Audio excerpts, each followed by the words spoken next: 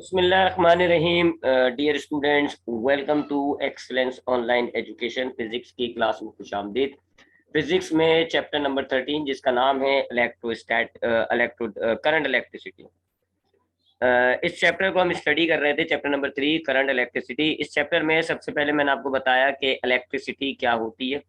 Electricity physics में एक branch है जिसमें हम चार्जेस के बारे में स्टडी करते हैं। इसकी दो सब ब्रांचेज होती हैं, इलेक्ट्रोस्टैटिक्स और इलेक्ट्रोडायनामिक्स। फिर हमने बात करी कंडक्टर्स और इंसुलेटर्स की। कंडक्टर्स ऐसे मटेरियल्स को कहा जाता है जिनमें से जो चार्जेस हैं वो फ्लो हो जाते हैं, जबकि इंसुलेटर्स कहा जाता है ऐसे मटेरियल्स को जिनमें से चार्जेस फ्लो नहीं हो पाते। चार्जेस फ्लो हो तो इसी को आप करंट कहते हैं। सो यूं भी कह लो आपके कंडक्टर्स वो मटेरियल है जिनमें से करंट गुजर सकता है, और इंसुलेटर्स वो मटेरियल्स होते हैं जिनमें से करंट नहीं गुजर सकता। ये जो कंडक्टर्स होते हैं ये मेटल से बने हुए होते हैं, और इनमें चार्जेस कहाँ से आते हैं ये भी मैंने आपको बताया कि चूंकि कंडक्टर्स मेटल से बने हुए होते हैं तो इनके एटम्स जो हैं वो अपने इलेक्ट्रॉन्स को लूज कर देते हैं। तो इन कंडक्टर्स के अंदर हमारे पास पॉजिटिव चार्ज एटम्स होते हैं और नेगेटिव इलेक्ट्रॉन्स, यानी दोनों तरह के चार्ज होते हैं। पॉजिटिव चार्ज भी होता है और नेगेटिव चार्ज भी होता है, लेकिन चूंकि दोनों की तादाद बराबर होती है तो ये पूरा कंडक्टर एज अ होल जो है वो हमें न्यूट्रल लग रहा होता है। और ये हमारे पास इस तरह कंडक्टर्स के अंदर फ्री चार्ज जो है वो आ जाता है इलेक्ट्रॉन्स की सूरत में। जबकि इंसुलेटर्स जो है वो नॉन मेटल से बने हुए होते हैं। इनमें जो है इलेक्ट्रॉन्स जो है, इनमें जो एटम्स होते हैं वो इलेक्ट्रॉन्स को लूज नहीं करते बल्कि गेन करते हैं, लिहाजा इनके अंदर कोई फ्री इलेक्ट्रॉन्स नहीं होते। सो कंडक्टर्स हो गए जी हमारे पास ऐसे मटेरियल जिनमें से इलेक्ट्रिक चार्जेस गुजर सकते हैं। इनके एटम्स ने इलेक्ट्रॉन्स को रिलीज कर दिया। सो अब इन कंडक्टर्स के अंदर पॉजिटिव चार्ज एटम्स हैं और नेगेटिव इलेक्ट्रॉन्स हैं। एटम्स मूव नहीं करता, नेगेटिव इलेक्ट्रॉन्स बहुत हल्के होते हैं, ये मूव कर सकते हैं। तो नेगेटिव चार्ज कम लें। तो फिर मैंने आपको बताया कि ये आपके जो इलेक्ट्रॉन्स होते हैं कंडक्टर्स के अंदर ये रैंडम मोशन में होते हैं, इनकी वेलोसिटी बहुत ज्यादा होती है, थर्मल वेलोसिटी कहा जाता है। लेकिन कोई इफेक्ट आपको महसूस नहीं होगा क्योंकि जितने इलेक्ट्रॉन्स होते हैं उतने प्रोटॉन होते हैं, या यूं कह लें कि एक तरफ अगर लेफ्ट साइड पर जितने इलेक्ट्रॉन्स फ्लो हो रहे होते हैं उसी उतने ही तादाद में राइट साइड की तरफ फ्लो रहे होते हैं, तो नेक्स्ट नेट इफेक्ट जो है वो कैंसिल हुआ हुआ होता है।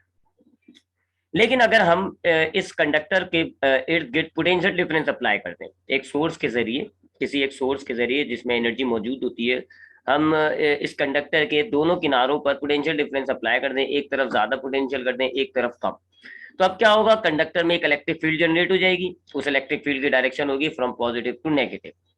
अब जब ये कंडक्टर में इलेक्ट्रिक फील्ड आ जाती है तो हम जानते हैं कि इलेक्ट्रिक फील्ड में चार्जेस को फोर्स अप्लाई होती है। तब ये जो आपके इलेक्ट्रॉन है जो थर्मल वेलोसिटी के साथ मूव कर रहे हैं इनको फोर्स मिलना शुरू हो जाएगी, इलेक्ट्रोस्टैटिक फोर्स।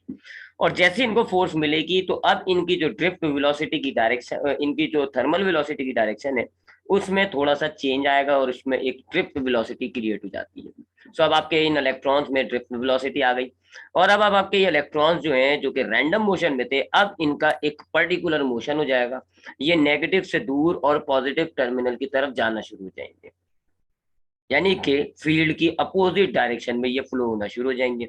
सो इसको ये हमने कहा कि कंडक्टर्स क्या हैं जिनमें से चार्जेस फ्लो हो जाते हैं। तो अब जैसे आप चार्जेस फ्लो होना शुरू हो गए कंडक्टर्स में से तो कंडक्टर्स ये हो गए जी। कंडक्टर्स क्या है जिनमें अगर हम पोटेंशियल डिफरेंस अप्लाई करें, फील्ड क्रिएट करें, तो चार्जेस जो है वो उस फील्ड में फ्लो होना शुरू हो जाते हैं। तो हमें यहाँ नजर आ गया कि चार्जेस फ्लो हो रहे हैं, सो ये कंडक्टर हो गया। अब उसके बाद फिर मैंने आपको करंट बताया। करंट क्या होता है कि अगर आप अपने कंडक्टर का एक एक खास एरिया ले लें और उसमें से काउंट करें जी कि उस एरिया में से एक सेकंड में कितने चार्जेस फ्लो हो रहे हैं, इस चीज को आप करंट कहते हैं। Amount of charges flow in a given area in unit time, एक सेकंड में कितने चार्जेस फ्लो हो रहे हैं इसको आप करंट कह रहे होते हो। जाहिर बात है बड़ा पोटेंशियल डिफरेंस अप्लाई करोगे फील्ड मजबूत होगी, फील्ड ज्यादा होगी, चार्ज को फोर्स ज्यादा मिलेगी, चार्ज तेज भागेगा, करंट बढ़ जाएगा। करंट ज्यादा है अगर आपके कंडक्टर में, इसका मतलब है कि आपके कंडक्टर में चार्जेस बहुत तेज तेज जा रहे हैं जी, और ज्यादा ज्यादा चार्जेस के आपके जो एरिया है उसमें से गुजर रहे हैं। करंट का सिंबल होता है आई। करंट का फॉर्मूला होता है Q डिवाइडेड बाई टी, यानी टोटल चार्ज डिवाइड कर दें आप टाइम से तो आपको पता जाएगा कि कितने चार्जेस फ्लो हुए हैं एक सेकंड में, जबकि इसका यूनिट होता है एम्पियर। फिर हमने टाइप्स ऑफ करंट की बात करी। हमारे पास डायरेक्शंस के एतबार से हम करंट को दो टाइप्स में तकसीम करते हैं। इलेक्ट्रॉनिक करंट क्या होता है जी, नेगेटिव से पॉजिटिव या लो पोटेंशियल से हाई पोटेंशियल की तरफ फ्लो होता है। और कन्वेंशनल करंट क्या होता है जी, पॉजिटिव से नेगेटिव या हाई से लो पोटेंशियल की तरफ फ्लो होता है। दोनों को माना जाता है, दोनों में कोई गलती नहीं है। बहरहाल सही जो है वो इलेक्ट्रॉनिक करंट होता है, कन्वेंशनल करंट की डायरेक्शन नहीं होती है ऐसी, लेकिन बहरहाल कोई फर्क नहीं पड़ता, इसलिए हम दोनों अप्लाई कर लेते हैं। इलेक्ट्रिक पोटेंशियल हमने पिछले चैप्टर का रिपीट किया कि अगर हमारे पास फील्ड में एक चार्ज मौजूद होता है और हम उसको अगेंस्ट द फील्ड मूव करते हैं, तो हमारे चार्ज के अंदर एनर्जी जो है वो, जो भी वर्क किया जाएगा वो हमारे चार्ज में स्टोर हो जाती है। जो भी वर्क किया जाएगा हमारे चार्ज में वो एनर्जी स्टोर हो जाएगी और ये उसका इलेक्ट्रिक पोटेंशियल बन जाएगा। जबकि फील्ड के किसी दो पॉइंट पर अगर हम इलेक्ट्रिक पोटेंशियल का डिफरेंस मालूम करते हैं तो ये कहलाता है पोटेंशियल डिफरेंस। अब आते हैं इस टॉपिक पर, ओम्स लॉ। एक साइंटिस्ट गुजरा है जी तारीख में, उस साइंटिस्ट का नाम था जॉर्ज सिमन ओम। एक फ्रेंच साइंटिस्ट था, उसका नाम था जॉर्ज सिमन ओम। जब उसने ये दो, आपके सामने अभी तक हमने जो है कंडक्टर में से दो चीजें पढ़ी हैं, एक करंट और एक पोटेंशियल डिफरेंस। करंट क्या होता है जी, आपके चार्जेस जो है वो कितने फ्लो हो रहे हैं कंडक्टर में से, एक सेकंड में कितने चार्जेस फ्लो हो रहे होते हैं, इसको आप करंट कहते हैं। और पोटेंशियल डिफरेंस क्या है जी, आपको पता है दो पॉइंट के अगर हम कोई फोर्स लगाते हैं तो हमारे कंडक्टर के दोनों तरफ जो है वो पोटेंशियल का फर्क आ जाएगा। एक तरफ पोटेंशियल ज्यादा हो जाएगा, एक तरफ पोटेंशियल कम होगा। जहां ज्यादा है इसका मतलब है वहां चार्ज रखोगे उसमें एनर्जी ज्यादा होगी, जहां कम है इसका मतलब है वहां चार्ज रखोगे तो उसमें एनर्जी जो है वो कम होगी। तो अगर हम कंडक्टर के दोनों सिरों पर, अभी हमने ऊपर पढ़ा भी, रिवीजन भी किया कि अगर हम कंडक्टर के दोनों अतराफ या दोनों किनारों पर पोटेंशियल डिफरेंस अप्लाई करते हैं तो करंट क्रिएट हो जाता है। लेकिन जॉर्ज सिमन ओम ने इस करंट और पोटेंशियल डिफरेंस के दरमियान ताल्लुक को स्टडी किया था। वो तो ये जानता था, ये तो हम भी जानते हैं कि पोटेंशियल डिफरेंस क्रिएट करोगे कंडक्टर में, करंट क्रिएट हो जाता है। तो यहाँ उसने जो है ये चीज नहीं देखी, उसने देखा इनके दरमियान रिलेशनशिप क्या है। तो अगर हम इस छोटी सी एक एग्जांपल से देखें तो ये देखें जी, मैं यहाँ पोटेंशियल डिफरेंस अप्लाई कर रहा हूँ जी in the first diagram 60 volt. अब ये जो ब्लू कलर से बना हुआ है ये मेरे पास एक कंडक्टर है, इस कंडक्टर में चार्जेस मौजूद है, नेगेटिव चार्ज मौजूद है बहुत सारे। लेकिन जब तक मैं सोर्स अप्लाई, तो सोर्स नहीं लगाऊंगा, ये मेरे पास नहीं लगी हुई होगी जब तक, तो ये जो चार्जेस हैं इनका कोई इफेक्ट नहीं होगा, करंट क्रिएट नहीं हुआ होगा। जैसे मैंने जो है ये पोटेंशियल डिफरेंस लगा दिया जी, मैंने जो है ये सेल कनेक्ट कर दिया, तो अब बैटरी, अब ये जो हमारा कंडक्टर है इसके एक किनारे पर कम पोटेंशियल हो गया, एक किनारे पर ज्यादा। जहां कम है वो नेगेटिव है, जहां ज्यादा है वहां पॉजिटिव। अब पोटेंशियल डिफरेंस क्रिएट हो गया, अब आपके कंडक्टर में एक फील्ड क्रिएट हो गई और उस फील्ड की वजह से अब आपके चार्जेस जो है वो इस डायरेक्शन में फ्लो होना शुरू हो गए, ठीक है, from the negative to positive, और करंट क्रिएट हो गया। ये बात तो समझ में आ गई होगी आई होप। तो पहली डायग्राम में देखें, मैं अगर 60 वोल्ट का पोटेंशियल डिफरेंस अप्लाई करता हूं, मेरे पास करंट कितना है जी, 20 एम्पियर। मैं अगर पोटेंशियल डिफरेंस बढ़ा देता हूं, 90 करता हूं, तो मेरे पास करंट जो है वो और इंक्रीज हो गया जी, 30 हो गया। मैं फर्दर इंक्रीज करता हूं पोटेंशियल डिफरेंस, मेरा करंट फर्दर इंक्रीज हो जाता है। क्या ऑब्जर्व कर रहे हैं जी हम, कि पोटेंशियल डिफरेंस और करंट जो है वो डायरेक्टली प्रोपोर्शनल है। अगर आप पोटेंशियल डिफरेंस अप्लाई करते जाएंगे, बढ़ाते जाएंगे, करंट बढ़ता जाएगा। पोटेंशियल डिफरेंस को कम करते जाओगे, करंट कम होता जाएगा। साइंटिफिक रीजन भी है इसकी। हम जानते हैं कि हमारे जो चार्जेस हैं इनको फ्लो का, इनका फ्लो करंट कहलाता है। पोटेंशियल डिफरेंस अप्लाई करोगे तो करंट क्रिएट होता है। अब अगर आप कम पोटेंशियल डिफरेंस अप्लाई करेंगे, आपके कंडक्टर के अंदर एक कमजोर सी फील्ड क्रिएट होगी, और जब एक कमजोर सी फील्ड क्रिएट होगी तो वो चार्जेस पर ज्यादा फोर्स अप्लाई नहीं करेगी, चार्जेस स्लो स्लो मूव करेंगे, मूव करेंगे, करंट क्रिएट होगा लेकिन स्लो क्रिएट होगा। तो अब आपके एक एरिया में से चार्जेस की तादाद जो गुजरेगी वो कम होगी, करंट कम होगा। लेकिन अगर आपने आपने पोटेंशियल डिफरेंस बढ़ा दिया तो अब क्या होगा, कंडक्टर की जो फील्ड है वो ज्यादा स्ट्रांग हो जाएगी, चार्जेस को ज्यादा फोर्स मिलना शुरू हो जाएगी, चार्ज तेज भागेगा। अब जब वो तेज भागेगा तो अब आपका करंट जो है वो ज्यादा हो जाएगा। सीधी सी बात है ना, सीधी सी बात है। मिसाल के तौर पे अगर मैं यहाँ खड़ा हुआ हूँ जी, यहाँ से मैं जो है देख रहा हूँ बॉल कितनी गुजरती है, यहाँ मैं खड़ा हूँ और मैं यहाँ देखता हूँ बॉल कितनी गुजरती है। अब अगर मैं कम कम फोर्स लगाऊंगा बॉलों पे, यहाँ से एक शख्स है जी, ये दूसरा शख्स खड़ा हुआ है, कम फोर्स लगाएगा इन बॉल्स पर तो बॉल्स बड़ी स्लो स्लो आएंगी, स्लो स्लो आएंगी, और शायद मेरे पास से एक सेकंड में एक या दो बॉल गुजर पाए। अगर मैं फोर्स जो है यहाँ से कम लगा रहा हूँ तो बॉल की स्पीड कम है और मेरे पास से फिर जो बॉल गुजर रही है वो कम होगी। लेकिन अगर ये शख्स फोर्स ज्यादा कर देता है, अब ज्यादा लगाएगा, तो अब आप ज्यादा फोर्स लगाओगे तो अब ये बॉल तेज तेज जाएंगी, तेज तेज फ्लो होंगी। और अब मैं अगर 1 सेकंड में काउंट करूंगा तो अब 2-3 बॉल निकल आएंगी जी, मेरे पास से करंट बढ़ गया। ये है जी मामला। तो जब हम एक कंडक्टर में पोटेंशियल डिफरेंस अप्लाई करते हैं तो कंडक्टर हमारे उस पोटेंशियल उस कंडक्टर जब हम एक कंडक्टर में पोटेंशियल डिफरेंस अप्लाई करते हैं तो वो पोटेंशियल डिफरेंस हमारे कंडक्टर में फील्ड क्रिएट करता है। फील्ड स्ट्रांग होगी, अगर पोटेंशियल डिफरेंस ज्यादा होगा तो फील्ड स्ट्रांग होगी, अगर फील्ड स्ट्रांग होगी तो चार्जेस तेज तेज भागेंगे, करंट बढ़ जाएगा। ठीक है जी। तो ये सब कुछ था इसका साइंटिफिक रीजन। तो जॉर्ज सिमन ओम ने जब करंट को और पोटेंशियल डिफरेंस के दरमियान रिलेशनशिप देखा तो उसने क्या फाइंड आउट किया, current is directly proportional to the potential difference. इसको इसने एक लॉ की सूरत में पेश कर दिया और उसको आप कहते हो Ohm's law. So Ohm's law की स्टेटमेंट ये लिखी हुई जी। ओम्स लॉ क्या है, current is directly proportional to the potential difference.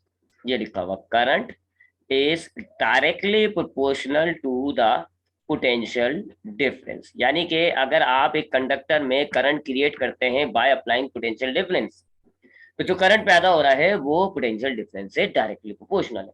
अगर पोटेंशियल डिफरेंस ज्यादा बनाएंगे, ज्यादा लगाएंगे, करंट ज्यादा क्रिएट होगा, पोटेंशियल डिफरेंस कम लगाएंगे, करंट कम क्रिएट होगा।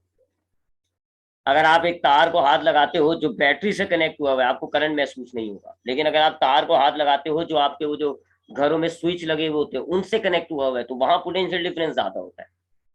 समझ आई बात। अगर आप तार को हाथ लगाते हो जिसके अंदर आपने सेल को कनेक्ट किया हुआ, ये तार है जी और ये सेल कनेक्ट हुआ हुआ है, सेल का तो 6 वोल्ट होता है पोटेंशियल डिफरेंस, तो करंट जो है वो बहुत कम होगा, आप हाथ लगाएंगे महसूस भी नहीं होगा। लेकिन इसी तार को अगर आप वो जो हमारे घरों में नहीं होते ऐसे स्विच के इलेक्ट्रिक वाले, इसमें लगाते हैं तो यहाँ पोटेंशियल डिफरेंस होता है 220 वोल्ट। अब जब आप इस तार को हाथ लगाओगे तो करंट महसूस होगा, बिकॉज पोटेंशियल डिफरेंस हाई है, करंट हाई हो जाएगा। सो ये है जी ओम्स लॉ। लेकिन आप स्टेटमेंट में जरा मजीद आगे देखें तो क्या लिखा हुआ है जी, current is directly proportional to the potential difference provided physical condition remain constant. यानी ये कंडक्टर जो है ना, इसकी फिजिकल कंडीशन यानी इसका लेंथ, इसका एरिया, इसका टेम्परेचर, ये चीजें सेम होनी चाहिए। क्योंकि करंट, ये जो अभी आप पढ़ोगे आगे, इन चीजों का ताल्लुक, रेसिस्टेंस एक चीज बनेगी अभी, उसका ताल्लुक कंडक्टर के लेंथ इन चीजों से भी होता है।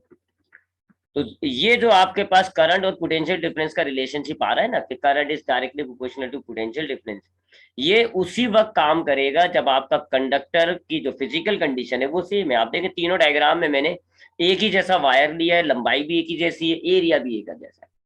अगर मैं इस वायर की लंबाई चेंज कर देता हूँ, एरिया जरा वायर मोटा कर देता हूँ, पतला कर देता हूँ, तो फिर करंट में फर्क पड़ जाएगा। मिसाल के तौर पे मैं इसी डायग्राम को लूँ, 60 वोल्ट का पोटेंशियल डिफरेंस मैंने रखा हुआ है, लेकिन मैं ये कंडक्टर वायर हटा के जहां मोटा कंडक्टर लगा दूं, मोटा कंडक्टर लगा दूं, तो अब फर्क पड़ जाएगा करंट में, करंट 20 नहीं आएगा, चेंज आएगा। तो अब मैं पोटेंशियल डिफरेंस तो मैंने चेंज नहीं किया, मैंने तो सिर्फ वायर को चेंज किया, लेकिन करंट में फर्क आ गया। क्यों? क्योंकि करंट का ताल्लुक ये जो हमारे कंडक्टर है इनकी चौड़ाई, इनका एरिया, इनकी लंबाई, इससे भी होता है, जो हम अभी आगे हम पढ़ेंगे अगले टॉपिक में। तो इसलिए ओम लॉ को अगर आपने अप्लाई करना है, अगर आप चाहते हैं कि करंट और पोटेंशियल डिफरेंस डायरेक्टली रिलेटेड रहे, तो फिर जरूरी क्या है, आपका कंडक्टर एक ही जैसा रहे, फिजिकल कंडीशन उसकी सेम रहे, टेम्परेचर चेंज होगा फर्क पड़ जाएगा, लंबाई चेंज कर देंगे फर्क पड़ जाएगा, आप अगर वायर को मोटा ले लें, एरिया ज्यादा ले लें, फर्क पड़ जाएगा।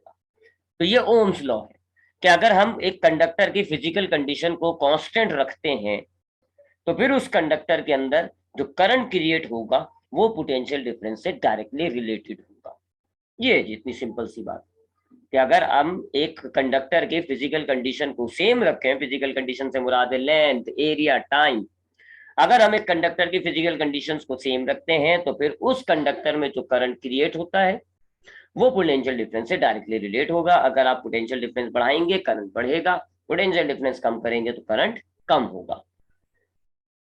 अगर आप इन्हीं रीडिंग्स पर ग्राफ बनाएं, जैसे जो मैंने अभी एक्सपेरिमेंट लिया है जी, 60 वोल्ट का पोटेंशियल डिफरेंस है तो 20 वोल्ट का एम्पेयर आ रहा है करंट, 90 वोल्ट का कर दिया मैंने पोटेंशियल डिफरेंस तो करंट आ रहा है 30, 120 कर दिया पोटेंशियल डिफरेंस तो करंट आ रहा है 40। अगर हम इन्हीं इसी ओम लॉ पर अगर हम करंट और पोटेंशियल डिफरेंस का ग्राफ बनाएं तो स्ट्रेट लाइन का ग्राफ बनता है, और हम जानते हैं कि अगर दो क्वांटिटीज के दरमियान स्ट्रेट लाइन का ग्राफ बनता है तो फिर वो जो है वो डायरेक्टली रिलेटेड होती है।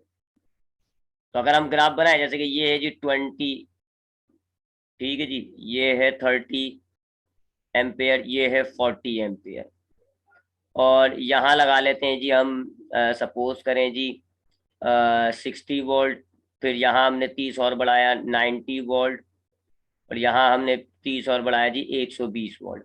तो अब आप ग्राफ बनाओगे तो ये पहली रीडिंग आ गई आपकी, ये दूसरी रीडिंग आ गई आपकी, और ये तीसरी रीडिंग आ गई आपकी। देखो स्ट्रेट लाइन ग्राफ बन रहा है।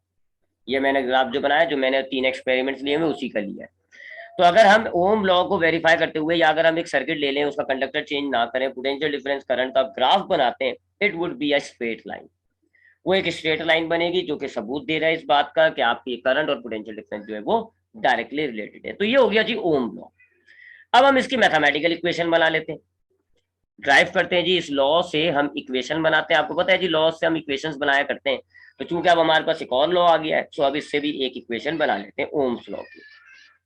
तो अकॉर्डिंग टू ओम लॉ, अगर हम करंट को आई से डिनोट करते हैं, करंट को हम आई से डिनोट करते हैं और पोटेंशियल डिफरेंस को बी से डिनोट करते हैं, तो ओम लॉ के मुताबिक current is directly proportional to potential difference. I is directly proportional to potential difference. और अगर हम ये प्रोपोर्शनैलिटी का साइन खत्म करते हैं तो हमें इक्वल के साथ साथ कांस्टेंट रखना होता है। तो यहां जो हम कांस्टेंट लाएंगे उसको हम कहते हैं के वी। अब ये के क्या है? के कांस्टेंट ऑफ प्रोपोर्शनैलिटी है यहां पर, और इसका नाम होता है कंडक्टिविटी, कंडक्टिविटी ऑफ कंडक्टर। यानी कि इस पूरे एक्सपेरिमेंट में जो हमने कंडक्टर यूज किया हुआ है, जो कि कॉपर का वायर हो सकता है, लोहे का वायर हो सकता है, एल्यूमिनियम का वायर हो सकता है, उसकी कंडक्टिविटी, वो अपने अंदर से कितने चार्जेस को गुजरने दे रहा है।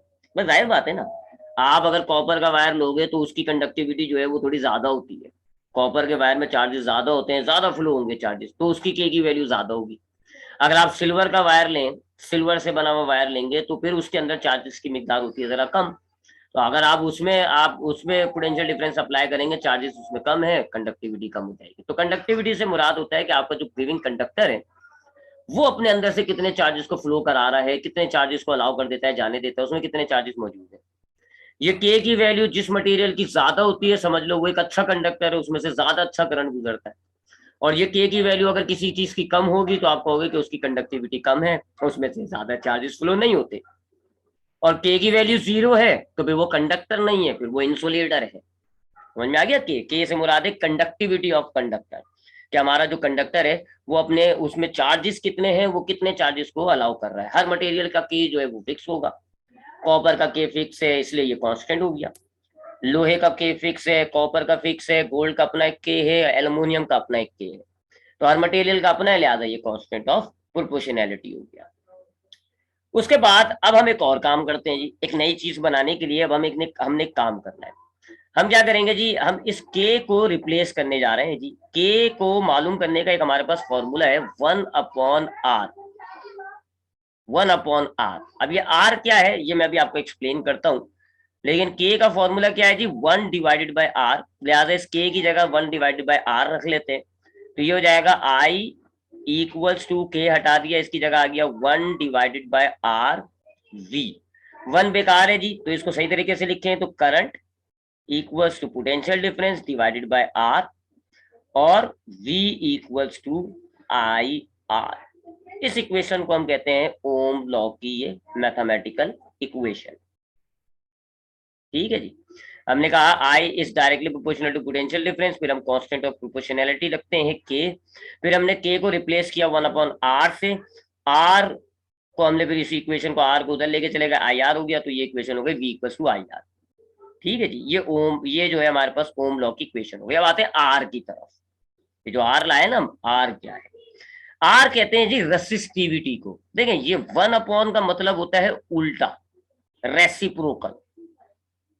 के क्या है जी, मटेरियल अपने अंदर से कितना चार्जेस यानी कि कितनी कंडक्टिविटी है उसकी, वो अपने अंदर से कितना करंट फ्लो करने दे रहा है। आर क्या होगा, ये रेसिप्रोकल है, यानी ये अपने अंदर से कितने करंट को रोक रहा है। समझ आई बात? के इक्वल्स टू 1/r। 1/r का मतलब है ये के का उल्टा हो गया। ये दिन, ये रात, ये सुबह, ये शाम, ये औरत, ये आदमी, ये दोनों एक दूसरे के अपोजिट है। तो के क्या है? के से मुराद होता है कि आपके कंडक्टर कितना करंट फ्लो होने दे रहे हैं। जितनी बड़ी के होगी उतना ज्यादा करंट फ्लो हो रहा है। आर उल्टा कर लो, आपका मटेरियल कितना करंट रोक रहे हैं। सही है जी। के क्या है जी? कितना करंट अलाउ हो रहा है। आर क्या है जी? कितना करंट रोका जा रहा है। ये आर, अब इस आर की हम प्रॉपर डेफिनेशन लिखेंगे, लेकिन इसको हम कहते हैं रेसिस्टिविटी, सॉरी रेसिस्टेंस। ये रेसिस्टेंस कहलाता है। R is called resistance. So ये दोनों एक लिहाज से कांस्टेंट है, लेकिन आर कांस्टेंट नहीं है। मैं भी आपको आगे एक्सप्लेन करूंगा क्यों कांस्टेंट नहीं है। तो के क्या है? के से मुराद है हमारा जो कंडक्टर है, जो हम सर्किट्स में कंडक्टर यूज करते हैं, वो अपने अंदर से कितना करंट फ्लो होने देता है। जितना बड़ा के होगा उतना ज्यादा अच्छा कंडक्टर होगा, उतना ज्यादा करंट फ्लो होगा। जबकि आर इसका उलट है। आर से मुराद है रेसिस्टेंस, यानी कि आर से मुराद है कि ये जो मटेरियल हम यूज कर रहे होते हैं कंडक्टर के तौर पे, ये कितना करंट रोक रहा है। जितना आर ज्यादा होगा, जितना आर ज्यादा होगा उतना करंट कम होता जाएगा। आर बढ़ाते जाएंगे, इसका मतलब क्या है? करंट रोकने की सलाहियत बढ़ती जा रही है, कंडक्टर आपको उतना खराब होता जा रहा है। जितना आर ज्यादा होगा ना हमारे कंडक्टर में से, उतना करंट कम गुजरना शुरू होगा। तो ये के और आर एक दूसरे की जिद है, एक दूसरे के अपोजिट है। ठीक है जी। तो आर को अब हम एक्सप्लेन करते हैं जी। ये एक नई फिजिकल क्वांटिटी बन गई हमारे पास। मजेदार बात है ये कि ये एक नई फिजिकल क्वांटिटी हमारे पास बन जाती है। तो इसका नाम है resistance. Resistance denoted by R. तो ओम लॉ को पढ़ते पढ़ते एक नई चीज निकल आई हमारे सामने, आर। ओम लॉ को ड्राइव कर रहे थे, आर एक नई चीज आ गई, V equal to I R. R क्या है? अब हमने कंडक्टर्स पर बात करी है जी। सपोज करें दिस इज अ कंडक्टर। ये मेरे पास एक कंडक्टर है जी। ठीक है। और ये इसमें बहुत सारे ग्रीन डॉट से जो मैंने बना रहा हूँ, ये सारे क्या है जी? इसमें ये नेगेटिव इलेक्ट्रॉन्स हैं या नेगेटिव चार्ज है। ठीक है, जो कि करंट फ्लो का बाइस बनते हैं। They are the negative charges. लेकिन आप भूल गए, पॉजिटिव चार्ज भी तो होता है, एटम भी तो होता है ना कंडक्टर में। हम तो अभी सिर्फ नेगेटिव चार्ज की बात कर रहे हैं। नेगेटिव जैसे पोटेंशियल डिफरेंस अप्लाई किया, ये नेगेटिव चार्ज फ्लो होना शुरू हो गए। ये लो जी, अप्लाई भी कर दिया, यहाँ पॉजिटिव कर दिया, यहाँ नेगेटिव कर दिया। तो अब कैसे नेगेटिव चार्ज फ्लो होंगे? इस डायरेक्शन में, इस डायरेक्शन में फ्लो होना शुरू हो जाएंगे। लेकिन what about the positive charge? याद है ना आपको, एटम्स ने इलेक्ट्रॉन को निकाला था, ये इलेक्ट्रॉन्स तो ये नेगेटिव चार्ज हो गए, लेकिन वो एटम क्या बन जाता है? Positive charge. माना कि फील्ड के अंदर वो पॉजिटिव चार्ज मूव नहीं करेगा क्योंकि वजनी होता है, लेकिन है तो सही कंडक्टर में। उस पॉजिटिव चार्ज से क्या मामला हुआ, अब वो देख लेंगे। तो ये अब रेड डॉट से जो मैं बना रहा हूँ, ये थोड़े बड़े बड़े पॉजिटिव चार्ज है। ये एक पॉजिटिव चार्ज है, ये एक पॉजिटिव चार्ज है, ये एक पॉजिटिव चार्ज है। That is a positive charge, that is a positive charge, that is a positive charge. ये हमारे वो पॉजिटिव चार्ज है जी कंडक्टर्स के अंदर, मुख्तलिफ पोजिशन पर। अब आप भी बता सकते हो, अंदाजा लगा सकते हो कि जब मैं पोटेंशियल डिफरेंस अप्लाई करूंगा, करंट जो है, ये जो इलेक्ट्रॉन्स हैं, नेगेटिव चार्ज है, ये मेरे पॉजिटिव टर्मिनल की तरफ जब फ्लो करना शुरू करेंगे, ऑब्वियस बात है एटम से टकराएंगे, कोलिजन होगा, करंट फ्लो रुकेगा, चार्जेस का फ्लो मुतासिर होगा, करंट मुतासिर होगा। इसी को तो कहते हैं आप resistance. That is the cause of resistance. कि जब आपके कंडक्टर में चार्जेस फ्लो हो रहे होते हैं, तो इस दौरान atoms of the electron, atoms of the conductor जो है, वो आपके चार्जेस फ्लो के अंदर रुकावट पैदा करते हैं। कैसे जी? इलेक्ट्रॉन से टकराएंगे। इलेक्ट्रॉन से टकराएंगे, ना सिर्फ इलेक्ट्रॉन्स की एनर्जी कम होगी, बल्कि इलेक्ट्रॉन का फ्लो मुतासिर भी होगा, करंट कम होना शुरू हो जाएगा। इसको कहते हो आप रेसिस्टेंस। समझ आई बात? तो जब आप कंडक्टर में एक पोटेंशियल डिफरेंस अप्लाई करते हैं ताकि करंट क्रिएट हो जाए, चार्जेस फ्लो होना शुरू हो जाए, तो फिर आपका जो कंडक्टर है उसके अंदर जो पॉजिटिव चार्ज होते हैं, यानी कि जो एटम्स होते हैं, वो आपके इस करंट फ्लो के अंदर हर्डल पैदा करते हैं, रुकावटें डालते हैं। आपके इलेक्ट्रॉन फ्लो के दौरान इन एटम से टकराते हैं, कोलिजन होते हैं, एटम की डायरेक्शन चेंज हो जाती है, फिर दोबारा ट्रैक पे आ जाते हैं, फिर दोबारा पॉजिटिव की तरफ जाना शुरू कर देते हैं, लेकिन स्पीड कम हो जाती है, एनर्जी लॉस होती है। सो ये जो एटम्स रुकावट पैदा कर रहे हैं, इसको आप रेसिस्टेंस कहते हैं। अगर आप इन मटेरियल्स में ज्यादा एटम डाल दोगे तो रेसिस्टेंस क्या होगी? बढ़ जाएगी। अगर आपने इस कंडक्टर में ज्यादा एटम डाल दिए, ज्यादा पॉजिटिव चार्ज डाल दिए, तो फिर क्या होगा? अंदाजा लगा सकते हो आप, फिर तो बहुत ज्यादा रुकावट पैदा होगी।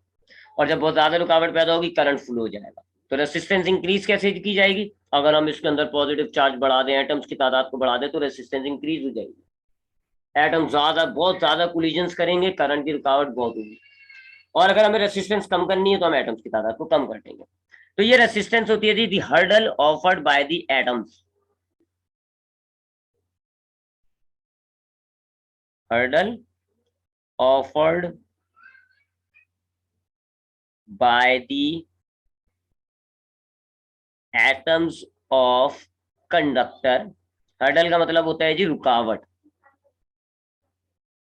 इन the flow of electron.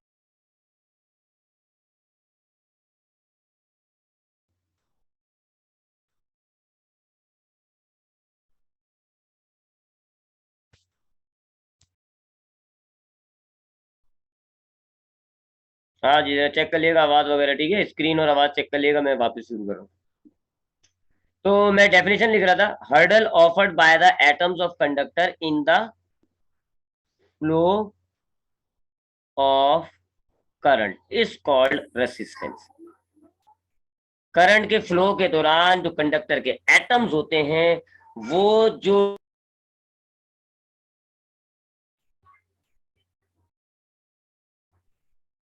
Resistance हो गया जी। रेसिस्टेंस क्या है? अगर आपके कंडक्टर में से करंट गुजर रहा होता है, तो जो कंडक्टर के एटम्स होते हैं वो इस करंट फ्लो के दौरान रुकावट पैदा करते हैं। दैट रुकावट, that hurdle is called resistance. ठीक है जी। अगर रेसिस्टेंस, जाहिर बात है, अगर कंडक्टर आपके पास ऐसा होता है जिसमें बहुत ज्यादा एटम्स होंगे, तो जाहिर बात है एटम ज्यादा होंगे तो रुकावट ज्यादा पैदा होगी, और जब रुकावट ज्यादा पैदा होगी तो फिर जो है वो रेसिस्टेंस जो है वो ज्यादा हो जाती है। ठीक है जी। रेसिस्टेंस का फॉर्मूला अगर हम अभी फिलहाल ओम लॉ से निकालें, तो आर से इसको डिनोट किया जाता है, और ओम लॉ की ये जो इक्वेशन है V equals to I R, इससे अगर हम निकालें तो ये हो जाएगा जी V डिवाइडेड बाय आई। ये एक फॉर्मूला है, लेकिन इस फॉर्मूले से हमें ये एटम्स, लेंथ वगैरह, इस पर अभी अभी हम कंफ्यूजन है। तो ये पहला फॉर्मूला हो जाएगा रेसिस्टेंस का, बाकी और फॉर्मूला मैं अभी बनाता हूँ। जबकि इसका यूनिट क्या होता है? इसका यूनिट जो है, जिस साइंटिस्ट ने इसको डिस्कवर किया है, जॉर्ज सिमन ओम। तो देखा ना आपने, ओम लॉ था, ओम लॉ से उसने जो है वो रेसिस्टेंस निकाली है, ये टर्म। तो जिस साइंटिस्ट ने इसको डिस्कवर किया, उसी के नाम पे हमने इसका यूनिट रख दिया है जी, ohm is the unit of resistance. जबकि ओम को ओ से डिनोट नहीं करेंगे हम। ओम का जो सिंबल यूज करा जाता है वो ये ग्रीक लेटर है, ये, इसको ओमेगा पढ़ा जाता है। तो रेसिस्टेंस का सिंबल यूनिट क्या है जी? ओम।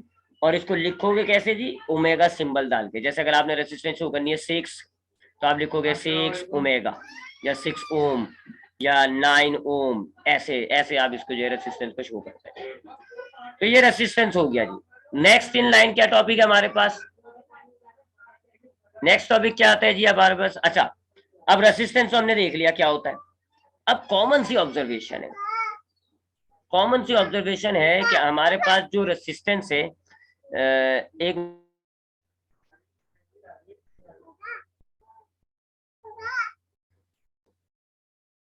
तो अब रेसिस्टेंस तो हमने पढ़ लिया, लेकिन अभी एक इशू है। देखिए हमारे पास जो रेसिस्टेंस है वो अभी फॉर्मूले के मुताबिक, चले मैं नीचे आता हूं इसके लिए अलग हेडिंग डालते हैं जी, फैक्टर्स इफेक्टिंग रेसिस्टेंस। अब हम हेडिंग डालते हैं एक, क्या? Factors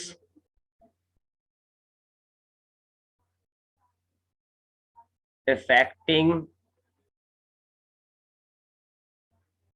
resistance. ये वो फैक्टर्स जो रेसिस्टेंस को इंक्रीज या डिक्रीज करते हैं, या फैक्टर्स जो है रेसिस्टेंस को चेंज करते हैं। सो रेसिस्टेंस तो हमने पढ़ लिया जी, रुकावट। अब कौन कौन से फैक्टर हैं जो हमारे कंडक्टर की रेसिस्टेंस को बढ़ा सकते हैं? पता होना चाहिए ना, क्योंकि जितनी ज्यादा रेसिस्टेंस होगी, हम पढ़ चुके हैं, जितनी ज्यादा रेसिस्टेंस होगी करंट उतना कम होता जाएगा। अगर आपके कंडक्टर में रेसिस्टेंस कम होगी, करंट को रुकावट कम मिलेगी, करंट बहुत अच्छा जाएगा जी, तेज जाएगा, स्पीड आएगा, करंट आपको ज्यादा मिलेगा। और अगर कंडक्टर में रेसिस्टेंस कम होगी, रेसिस्टेंस सॉरी ज्यादा होगी, इसका मतलब है रुकावट ज्यादा है, तो फिर करंट कम हो जाएगा। तो ये चीज हमें पता होनी चाहिए कि हमारे कंडक्टर की जो रेसिस्टेंस है वो किन फैक्टर्स पर डिपेंड होती है। ताकि हम ज्यादा से ज्यादा रेसिस्टेंस को कम कर सकें।